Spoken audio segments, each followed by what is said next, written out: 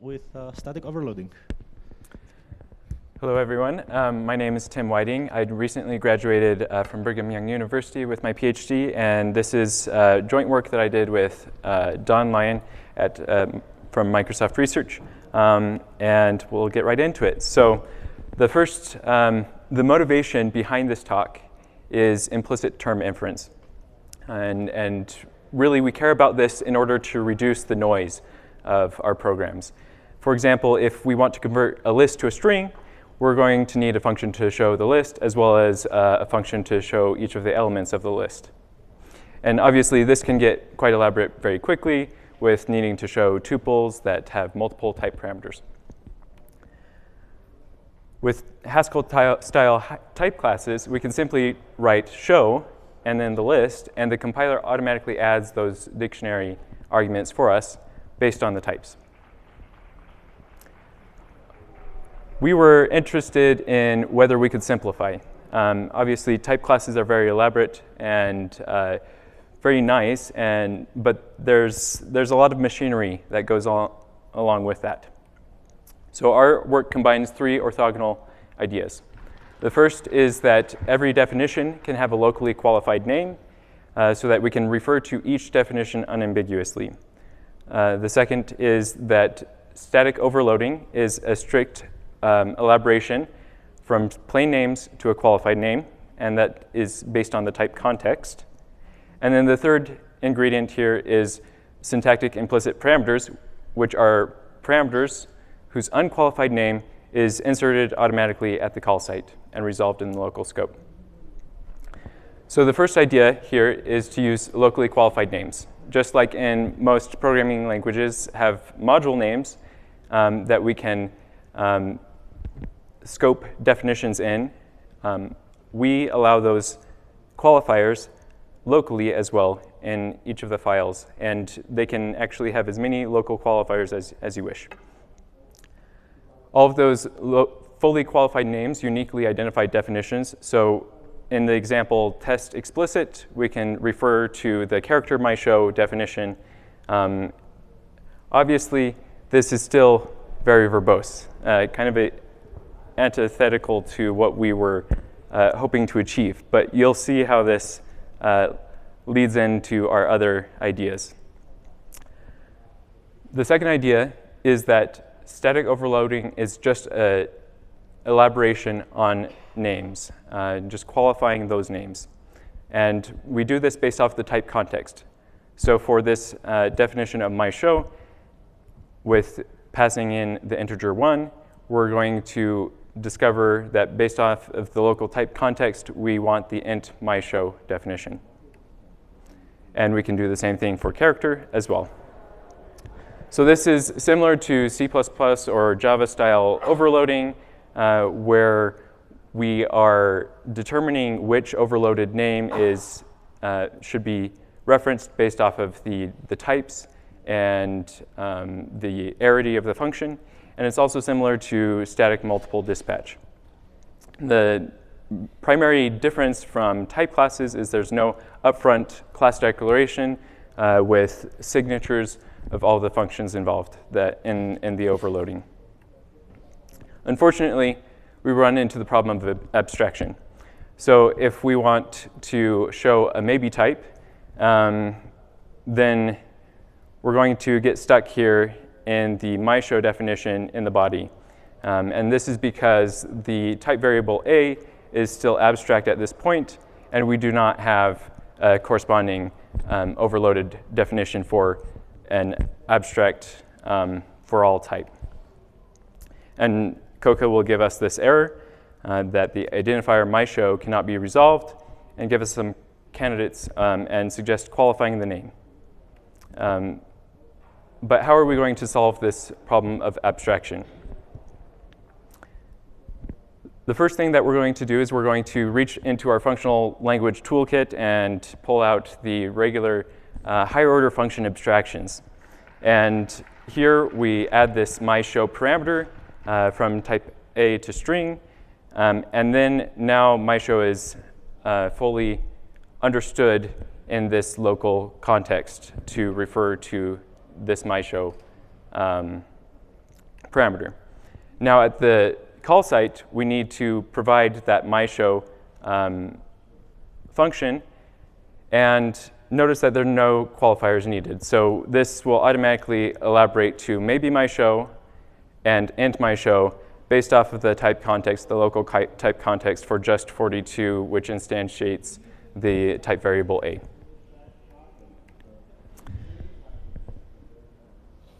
The third idea is that implicit parameters can be resolved completely at the call site purely by the name of the function and the local type context.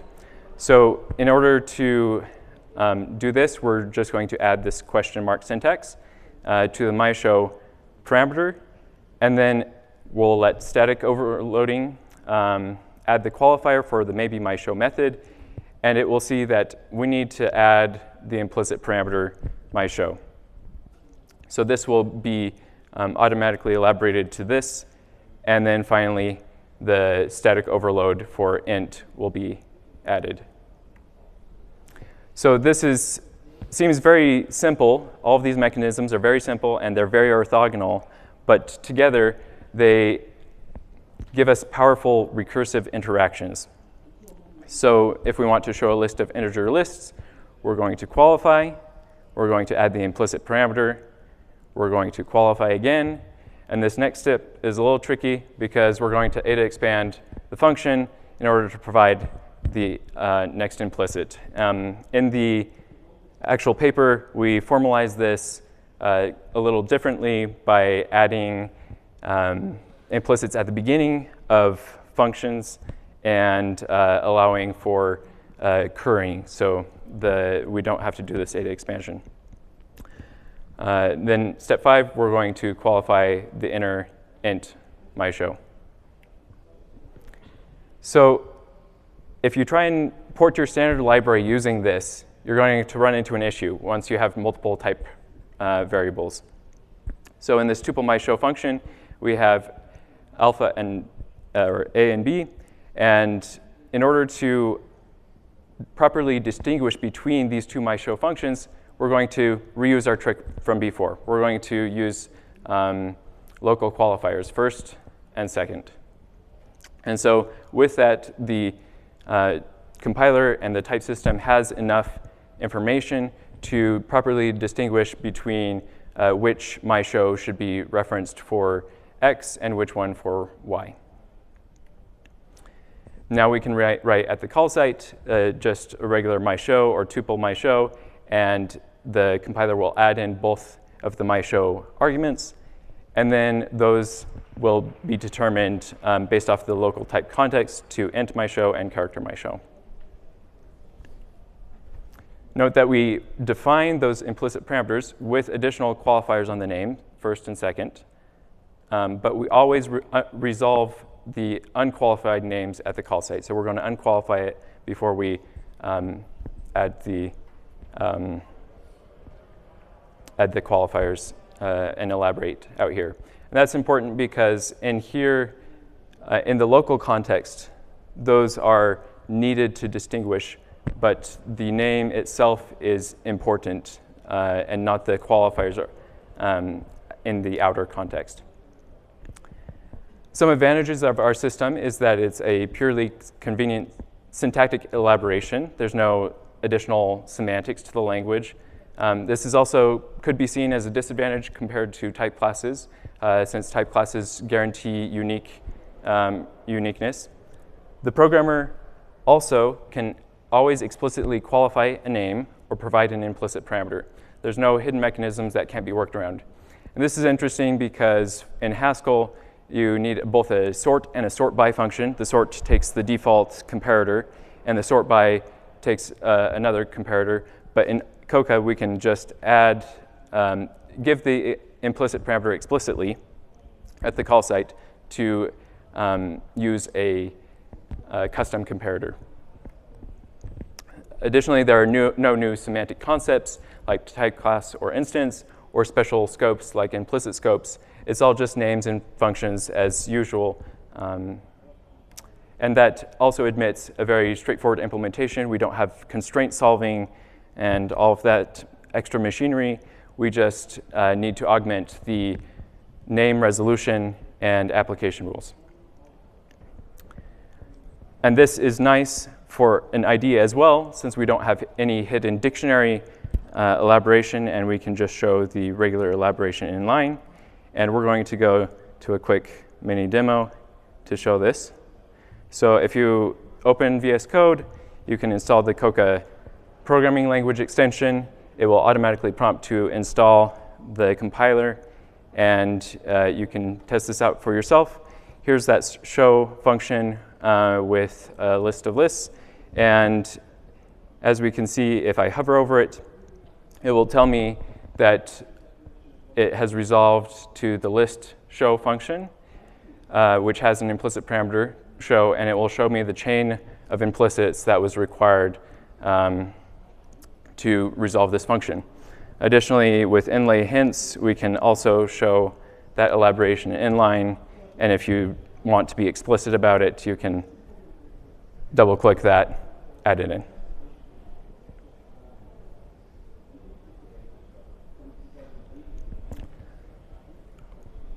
Is it showing right? Okay.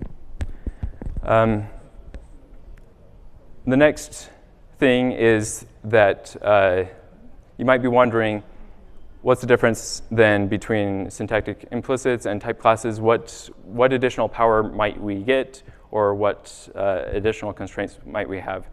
So one big difference is the need for upfront declaration. We do not need to declare the signatures upfront, which allows us to overload any random field, like first for tuples.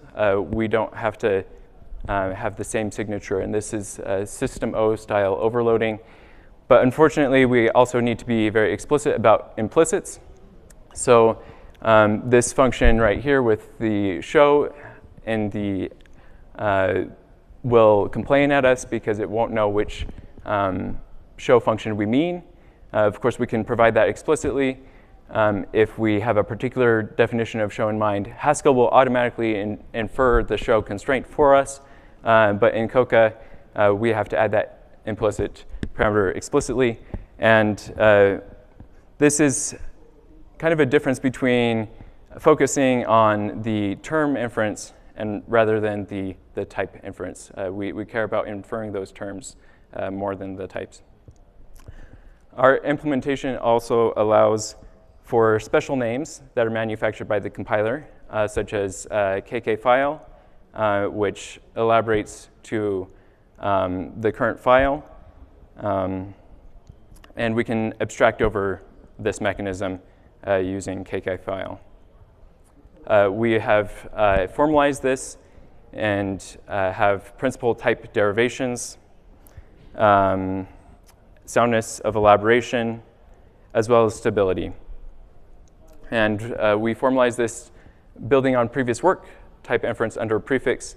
And this is really important because we need to precisely define what the type contexts and the environments that should be in scope and are used for resolving implicits. And just quickly on the soundness of elaboration, this definition right here is to translate types to implicit parameters, from implicit parameters to regular Hindley-Milner types. Our types with implicit parameters include names.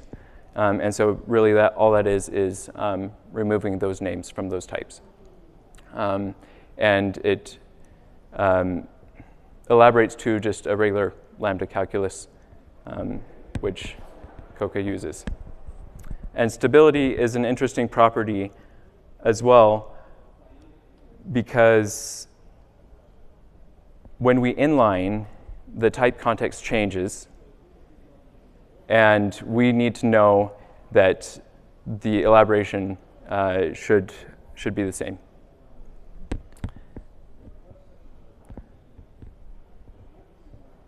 The final formalism aspect of the formalism that we're going to mention is termination. The really interesting thing about this recursive interaction between these very simple mechanisms is that they can encode a Turing machine. we present a novel and predictable cutoff. And it's basically that we recognize that the same definition, we have a finite number of definitions, and the same definition would have to be gone through multiple times in order for us to not terminate. And so as long as the instantiated type that is required decreases in a bounded manner, then we can ensure that the type system will eventually terminate. And the interesting thing about this particular cutoff strategy that we chose is that we can still encode a 3-state busy beaver in the type system by encoding Turing machine transitions in the type system. And this is the actual implicit elaboration or implicit chain showing that trace of execution. So here we have the transition from state A to state B, then B to A, then A to C, and so on all the way to the halt transition. We also show that the finite rules are sound with respect to the infinite ones. And this is really subtle because if you just do a cutoff naively, you might just assume that the unique definition that you found should be the implicit. But if you cut off early, and there could have been other, if it could have been ambiguous if you considered at all depths, then you would be unsound. And so you actually have to take into account the ambiguity there. Of course, in practice, we also want helpful features like grouping together signatures. And we can do that as well, just using regular structs. And we add this additional syntax with the dot right here, which we call the implicit unpacking operator. And all that does is insert a match at the beginning of the function, which unpacks those fields and calls those fields by their exact name. And so this is just another syntactic trick and using basic syntactic scopes. And that's all I have. Any questions? Thank you very much, Tim.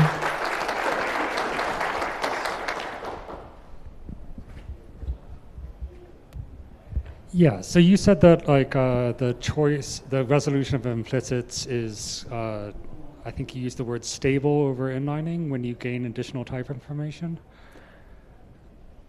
Yes, so the stability property, maybe I stated it poorly. Maybe Daan can help me with this.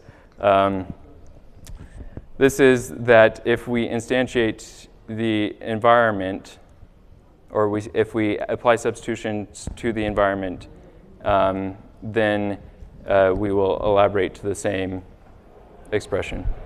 How does that work when, I mean, presumably the static overloading for a function like first, you'd probably only have one first that's generic over pairs, say, but you could, is there anything stopping you from having an overload that involves like a pair of int and float that's sitting there competitive with the non-generic, with the generic overload? So part of the idea of the static overloading is that the resolved definition must be unique. So there only can be one definition. So it comes out, the stability really comes by default from that aspect of we're considering the lexical scope. So the overloads always have to disagree in the heads of the types involved or something like that? They always have to be unique. We don't just consider heads, we actually search the whole depth. Okay, so criteria. they just can't overlap and then... Can't overlap. Okay, yeah. Thank you. Any more questions? Okay, let's thank the speaker again. And this concludes our session. Thank you very much.